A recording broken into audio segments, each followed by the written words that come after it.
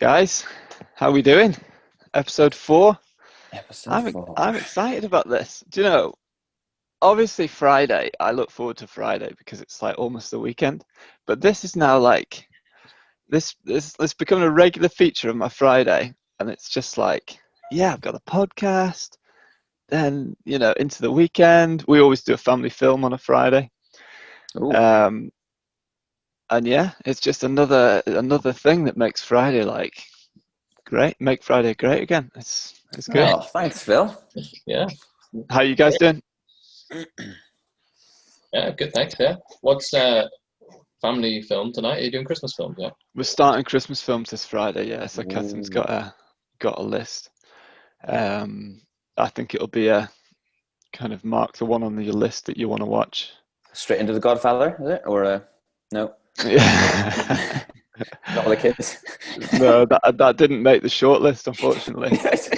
Die Hard. Yeah, That's very good. yeah. Die Hard is a Christmassy one, but again, doesn't meet the family categorization. Yeah.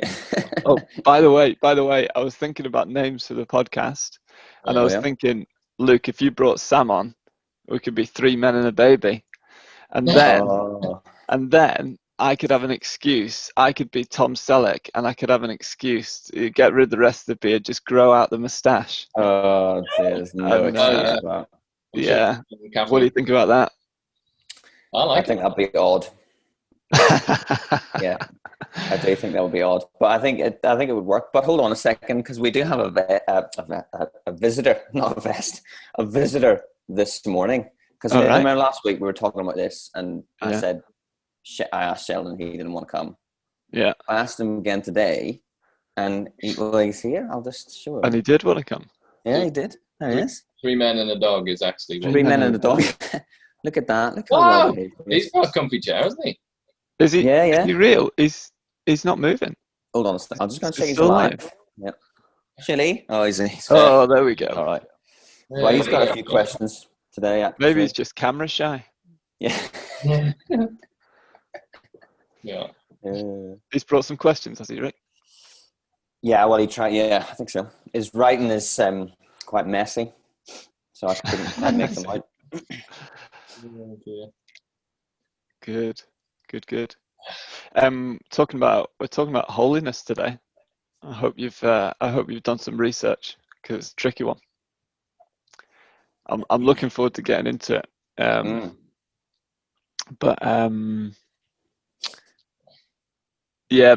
Before we do, just the general catch up and stuff about the week and stuff. Do you guys watch the Bake Off? No. That was my highlight of the week.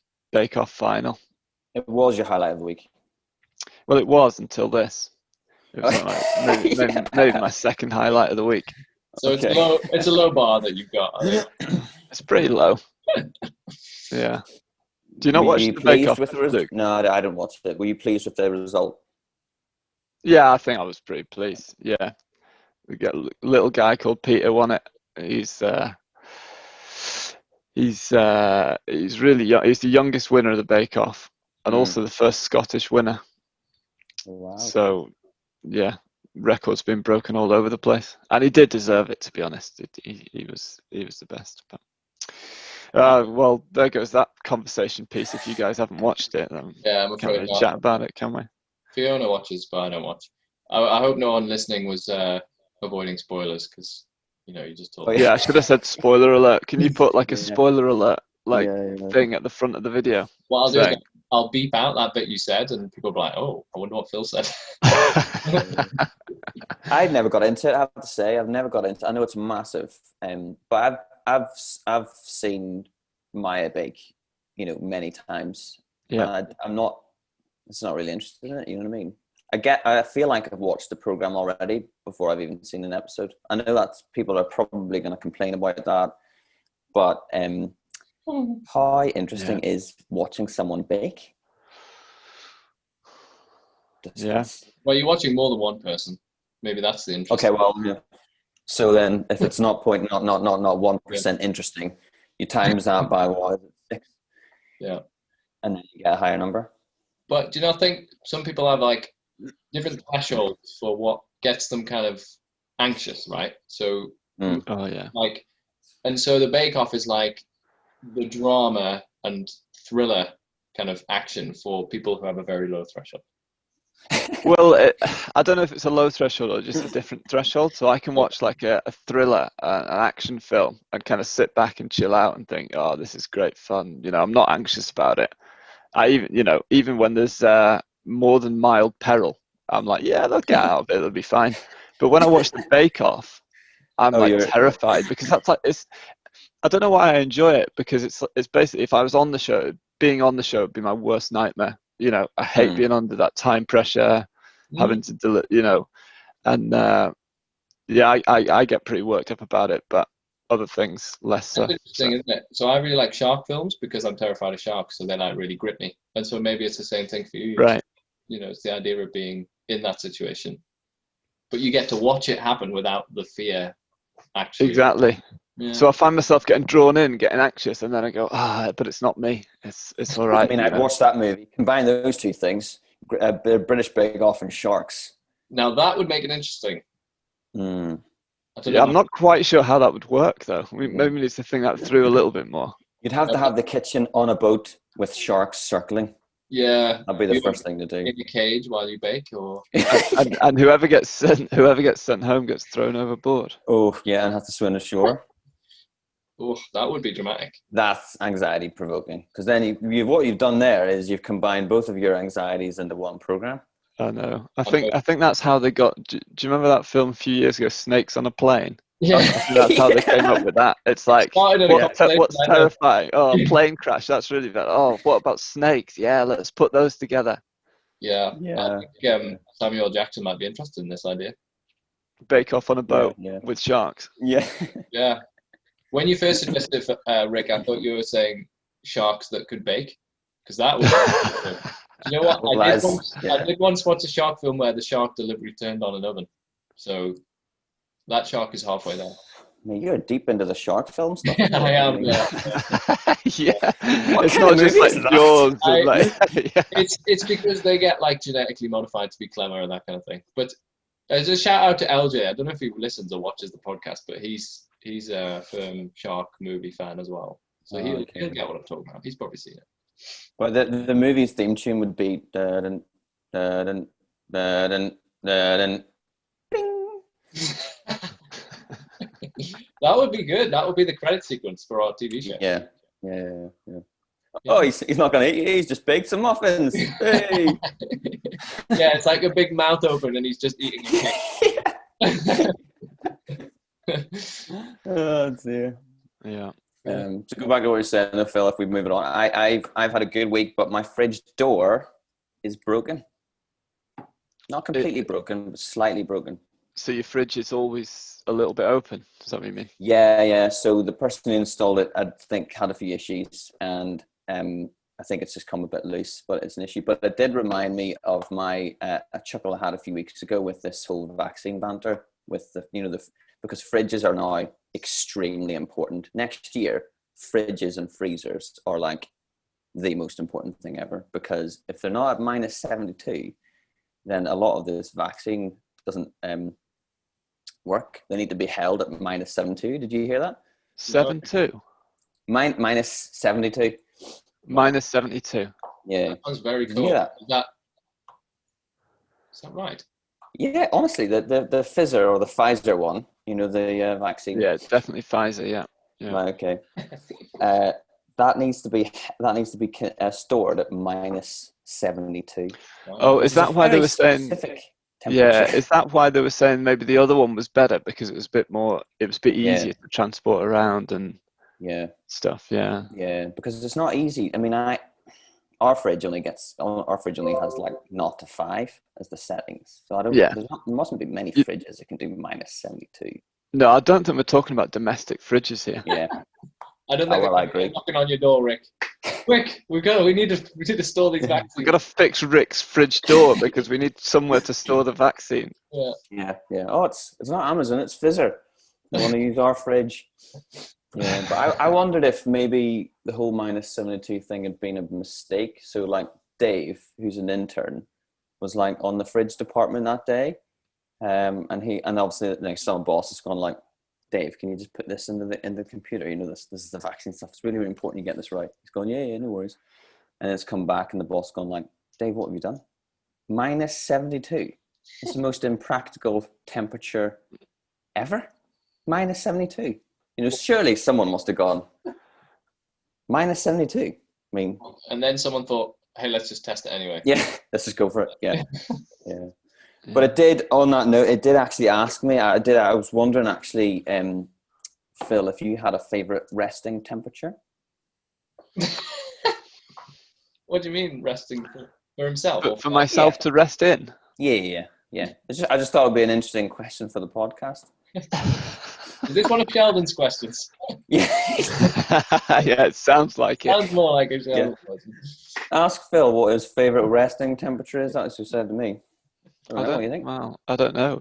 You mean the temperature that I like the room to be when I go to sleep?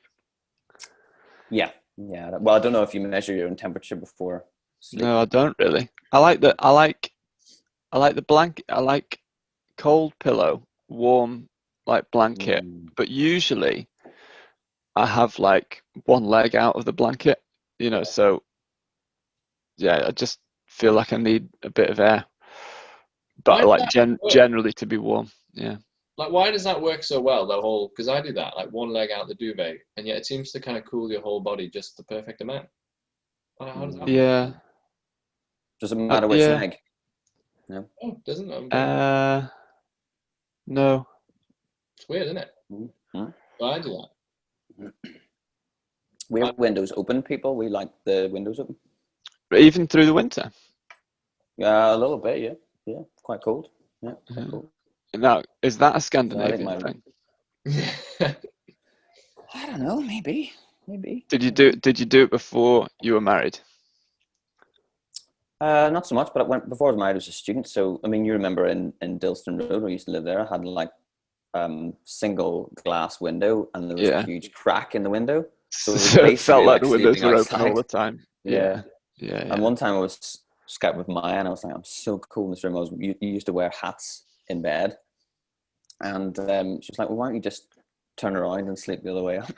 It's like, yeah, that was a good idea. So I did that and slept way better. There you go, that's that story. Yeah. Well, that's a good question about resting temperatures. What is I like that one? Bit off the wall. Room temperature is like 17 or 18, isn't it? So is that right? Is it? It's room, isn't it? I think so, yeah.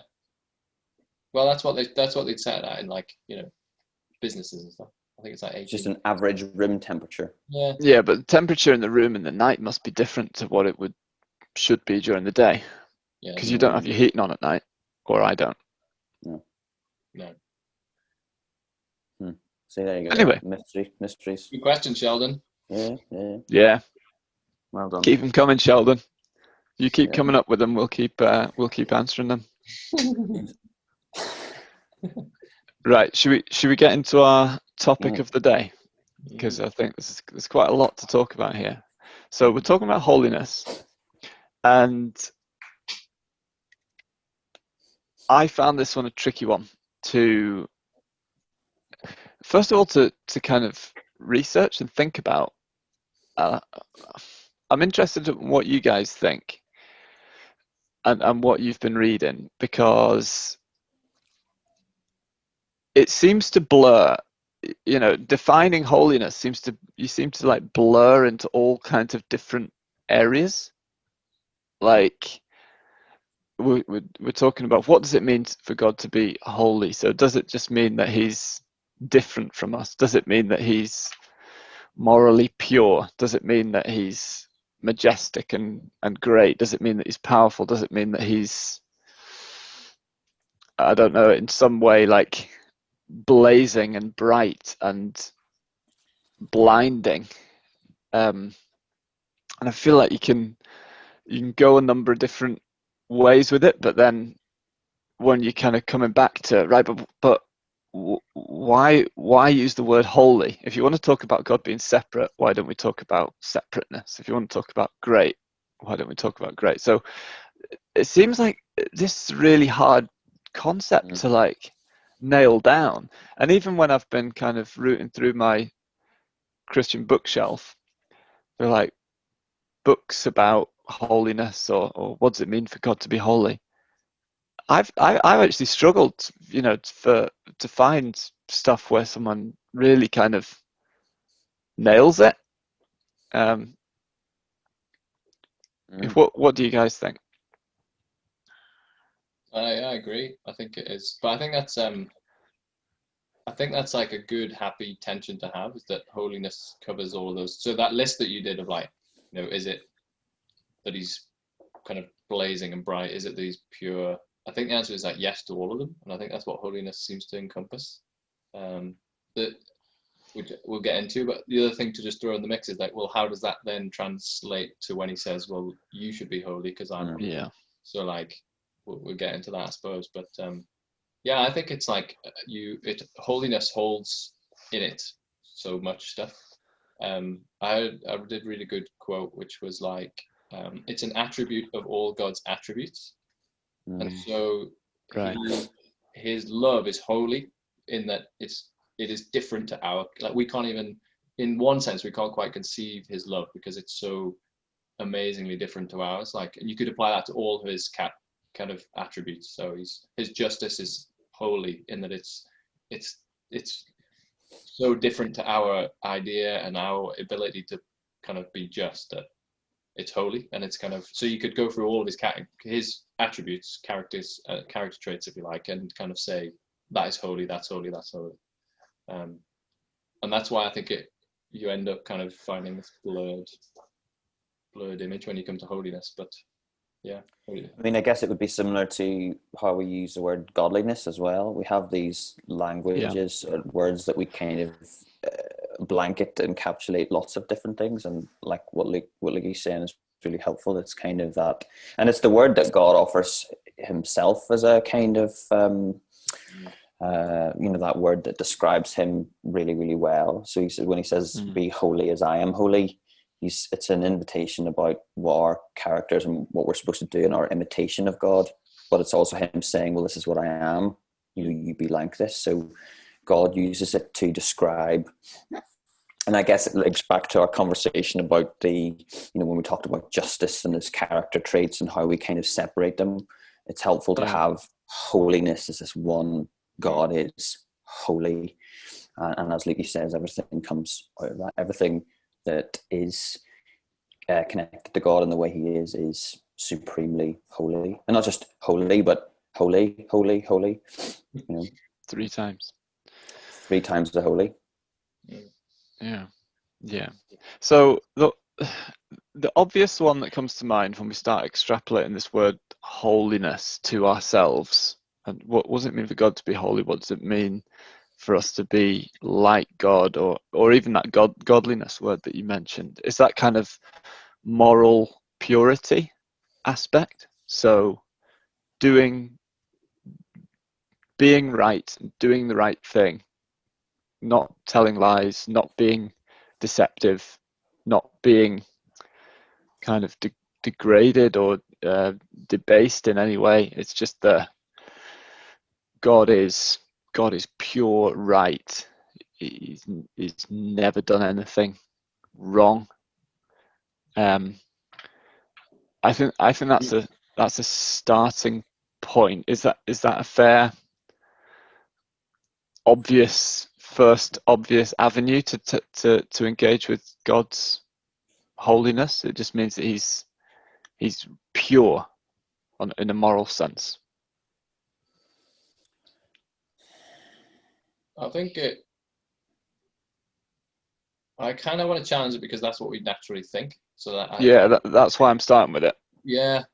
So yes, like maybe we all do start with it, and it's relatively helpful, I suppose, because, well, is it the reason I think we start there is because we think about how we can reflect his holiness, and that feels like the only way we can is by kind of in our act, like the way that we do things and whether we do things right, like moral purity, and that's the kind of attribute that we can display of God's holiness. But it does kind of, if you stop there, you definitely don't quite encapsulate all of it. And I wonder if even you don't encapsulate all of it in terms of what we can display. So because I think of holiness and I think of like following the commandments, but it goes further than that, doesn't it? Like, it's, if God's love is holy, and we're then to reflect that, and that means kind of showing love in a way that is completely out of this world, if you like. It's kind of, or patience. He says, his patience is demonstrates his holiness. So how do we show patience with people who the world would always kind of have an end point, but we're continued to be patient, and that's reflecting his holiness. So it's not, do you know what I mean? And they're not commandments in a negative sense. They're actually characteristics that we can reflect. I understand why people, I mean, I do that too. I think it is a natural logic leap for us to think, okay, well, what is this holiness? So be like that, this kind of morality and purity. And I think that is in there. But I think for me, actually, I have been there, but I'm starting to think more and more about this, the be holy as I am holy. That is a invitation to seek God. Actually, it's an invitation to pursue him, because actually, if you think about it, no one's ever going to be holy like God is holy. It's unachievable in its very kind of essence. But what God does there, he says, like, search me with all your heart, pursue me in your life as much as you can, like, want to be with me.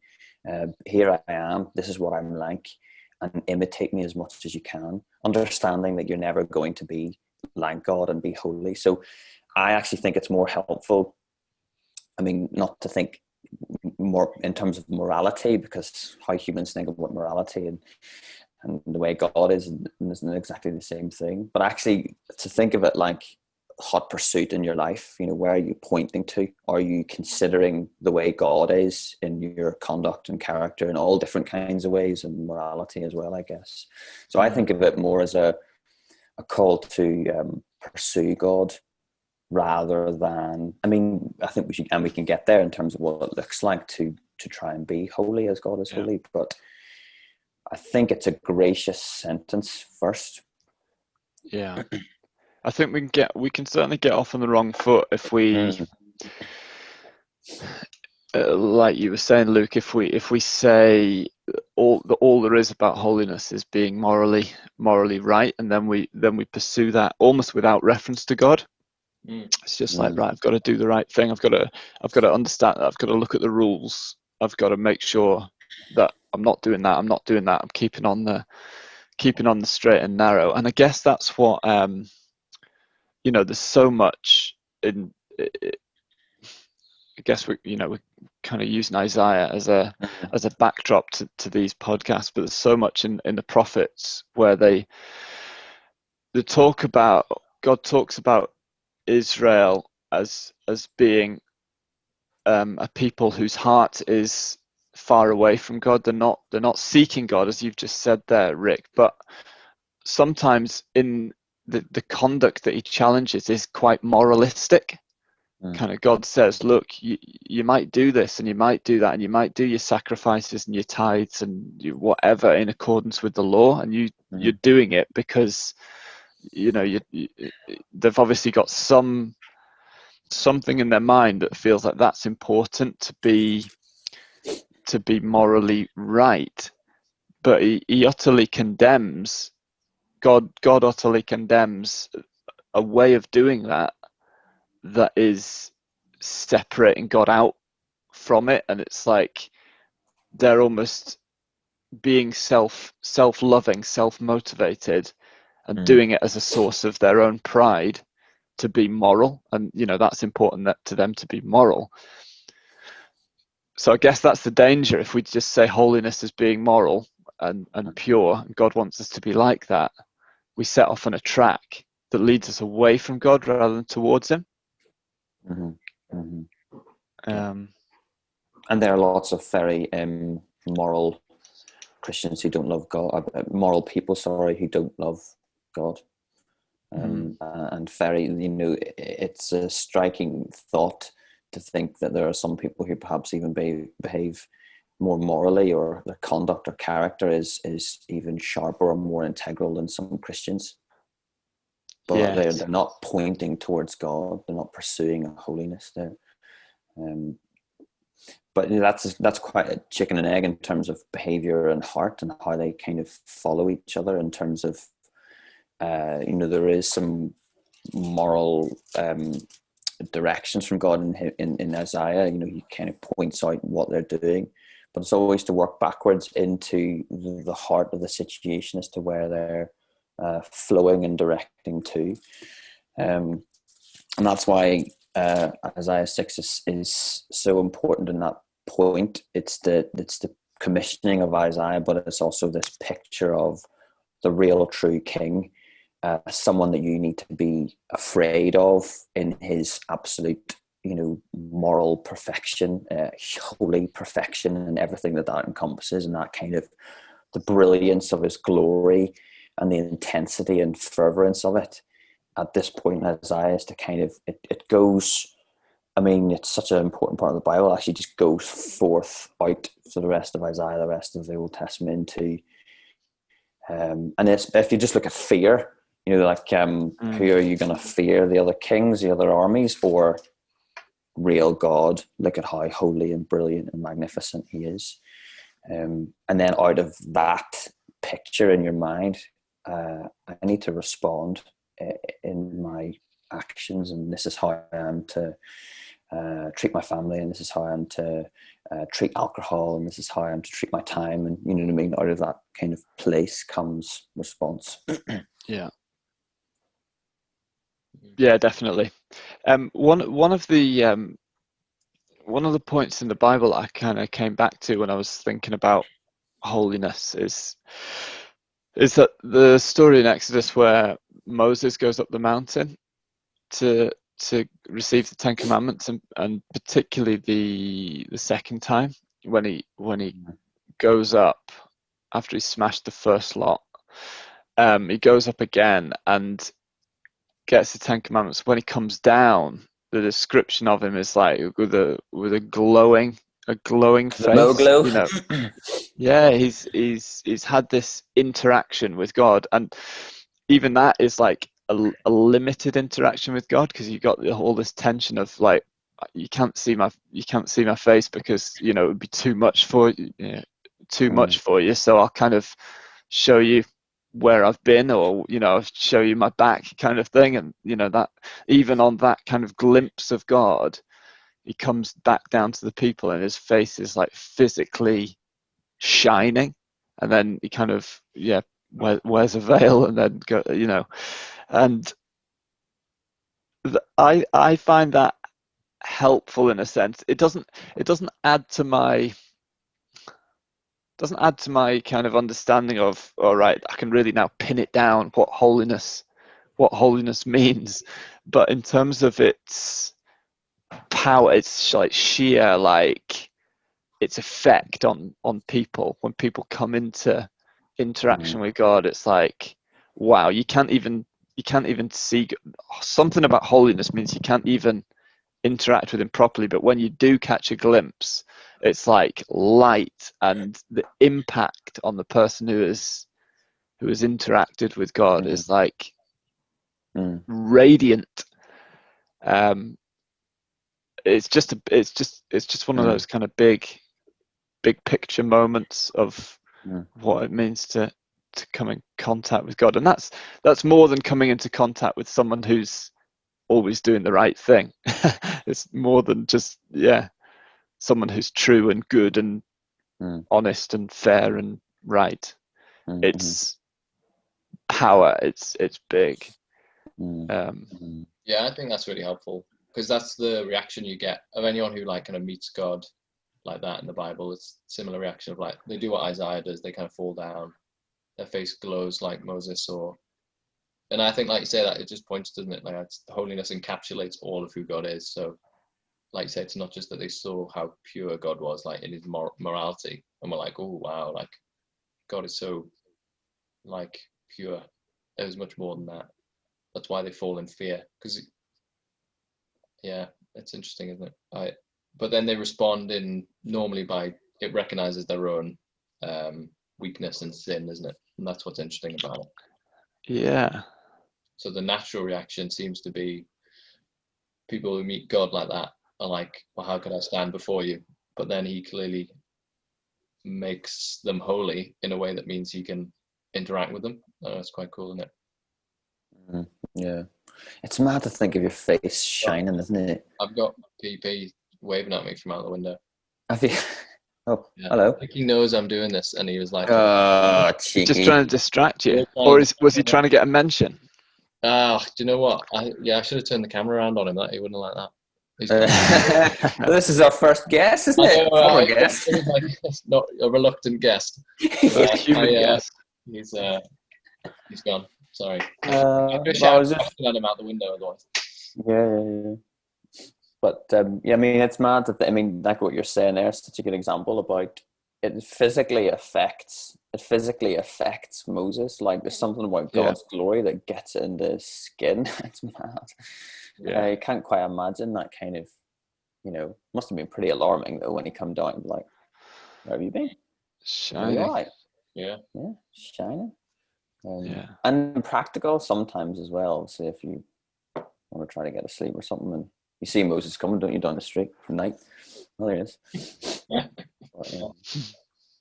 But yeah, I mean, an amazing story where God's very holiness just like affects everything around it. Yeah. But maybe that's a helpful picture, as what it means for us to be holy like God's holy like that. It comes from that interaction. It doesn't come from a cold reading of rules, or it doesn't come from anything that we can do apart from God. We can't access God's holiness kind of secondhand or by different means. It's like like you were saying, Rick, he gives us himself and says, reflect me. And I guess as we come into contact with God, whether that be seeing these attributes or encouraging these attributes through church community or reading through the Bible or in prayer, or coming to terms with coming into contact with God in that way, we're motivated to be differently. As you said, you get yourself into that place with those kind of thoughts in your mind, and then you think about yourself and your own conduct, and it really brings about that Change. that contrast, that contrast, and that desire to change. Because I guess where we've come in on this is like, we started with sin, where we're comfortable, where we live, and all that, and then judgment. But it's the holiness that almost brings out the sin. It just shows how awful and silly and foolish it is when we kind of see that holiness. There's a contrast, but there's also we think often about be holy as I am holy. We think about our response, but the brilliant thing about holiness is that God has made us holy. We are a holy people and a holy priesthood. So part of it is that actually God doesn't just say, right, set yourselves away and respond to me, and here's the contrast and here's the standard. He makes us holy, and he has given us his Holy Spirit inside of us that obviously is able to make that change and initiate inside of us. So it's brilliant to think that God actually gives us that. So the thing with Moses that's such a good example is it's not just God made him that way, and then he, as you said, that there's a reflection of God's holiness as he walks around. So it's amazing. It's a good topic to think about for Christmas. When you kind of really get God's holiness and the fact that he's otherness in all of his attributes and that kind of thing, it makes it ridiculous to think that he became a man, because actually, it isn't impossible for him, but it sounds impossible, doesn't it? Like that someone who's completely different to us in every way could actually become a person and yet not lose any of that holiness. And well, as we're chatting about Moses, you always remember that, you know, when Jesus is up on the mountain and he is transfigured and he kind of goes white, and that's kind of a helpful line to draw, I suppose, when we think about holiness, because it's kind of, well, Jesus wasn't reflecting what he'd seen on the mountain, that Jesus was out of him, and he was holy, and actually in some ways he had to cover that up so that his disciples and others could actually stand to be with him. So it's just amazing to think all that holiness that we've talked about was in Jesus as he walked around, and that's amazing, isn't it? Like, it's the incarnation is like such an amazing miracle. Yeah. One of the books I was reading, actually, let's see if my headset reaches over here. One of the things that I was reading in preparation for this is this little book here. Where's my camera gone? Oh yeah, classic. Yeah. Classic indeed. And it one of the things it touches upon is what you've said there, Luke, about how we've got this tension between God coming to us and God being relatable and God being personal, particularly in the person of Jesus. You know, we often emphasize that relatability of God, but sometimes that can be at the expense of his greatness. You know, so we've got to keep those things in tension, because I don't know, sometimes when we get this, we get closer to a picture of what God's holiness must be like, and his otherness and his brilliance and unapproachability in a way, and unable to fit in our heads. We think, oh, he can't be personal. You know, we can't. How can I relate to someone like that who is so other, and how can they care for me, or even know, or even have pay any attention to my little life here, that's, you know, just a tiny dot in history. But God is immensely personal and caring and loving and interested in, you know, knows the number of hairs on my head, and you know, there's often places that depict that care and that of the individual. And it's so hard. It's so hard for us to keep both in the right perspective, isn't it? Like we tend to go between one and the other, and yeah, that's what Packer just kind of draws out, and he actually suggests that we tend to think about God being personal and relatable at the expense of his greatness, but we do need both, because it's right and true to say that both are true. And even that fact is like too much for us to really rationalize. Yeah, I think that's really helpful, and it's I think that's why, you know, Jesus being a man is so, I mean, he stands in that gap, that sort of advocacy, and helps us to understand. I can imagine almost the way God the Father is like, and I go to Isaiah and I go to places like that, and your example with Moses, but then I can think about Jesus standing in that gap for me as a man, and that's you know, Jesus is that, and then this links all the things, you know, wrath and judgment. Jesus acts as that riot shield for me to be able to approach God, you know, in Hebrews, with that kind of confidence to come into before him. So even God the Father, God the Father wants that connection, but it's through Jesus who brings you into the room, and then you're safe because Jesus is there, and you can stand there actually with confidence. So it's kind of like the ultimate scary person kind of interview type situation, where you've got this person that you're like, really, you know, imagine going and meeting quite a powerful kind of person, and your understandably normal weakness kind of, well, someone is there to bring you into the room, to allow you, and gives you that confidence and says you're going to be fine. You use my holiness, use my kind of conduct, use my name, use here I am. You can go in and you're going to be absolutely fine in the interview in the room. So who would be that powerful person to imagine that scenario with? I was picturing Paul Hollywood presenting my baking to Paul Hollywood, and And Mary Berry Berry would have to bring in. Yeah. exactly.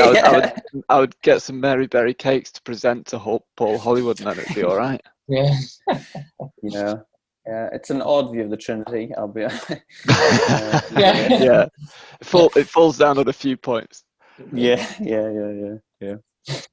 Yeah, but Paul Hollywood has got that tan that kind of glows. Yeah, So there are definitely some links.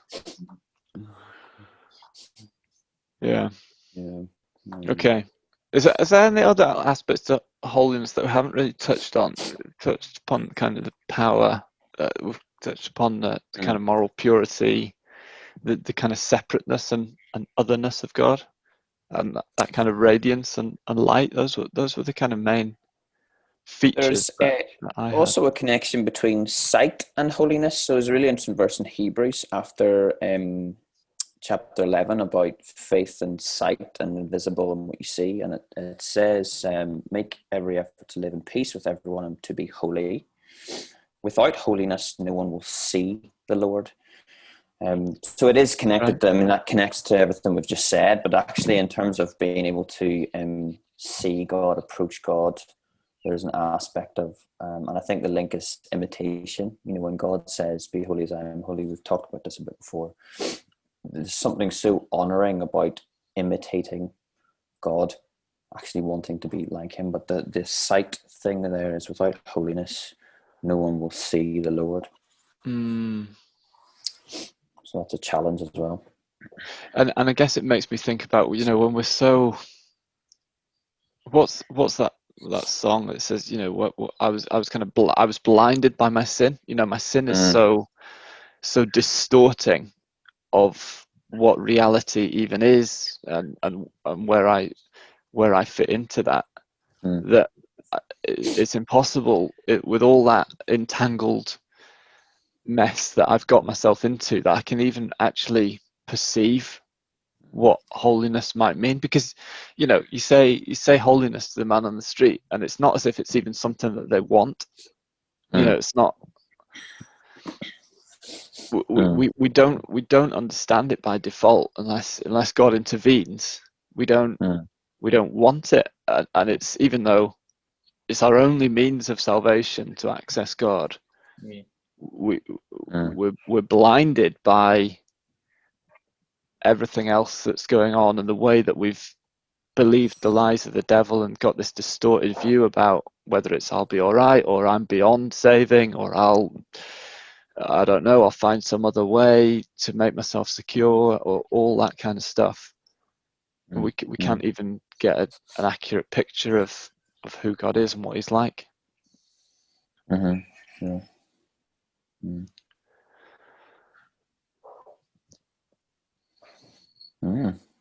One more thing from me is, I guess we've talked about the that narrow view of morality that seems unappealing. And it's one thing that we've been working on in home groups this week at Christchurch, which is about looking out for the vulnerable, and that compassion that is an element of, it's a core element actually of who God is. God is repeatedly someone who is compassionate, who's on the lookout, and it's really important to him that the vulnerable are protected and looked after and not exploited.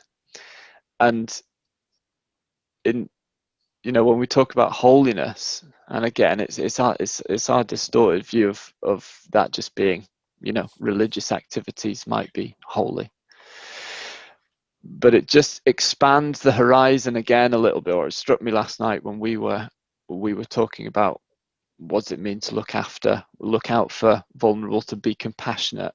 It's actually an expanded view of what it means to kind of imitate God. It's not just ticking the religious boxes, going to church, reading your Bible, whatever it might be.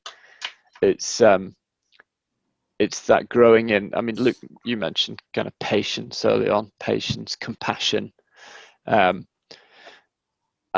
self-giving for others. That's core to who God is as well, isn't it?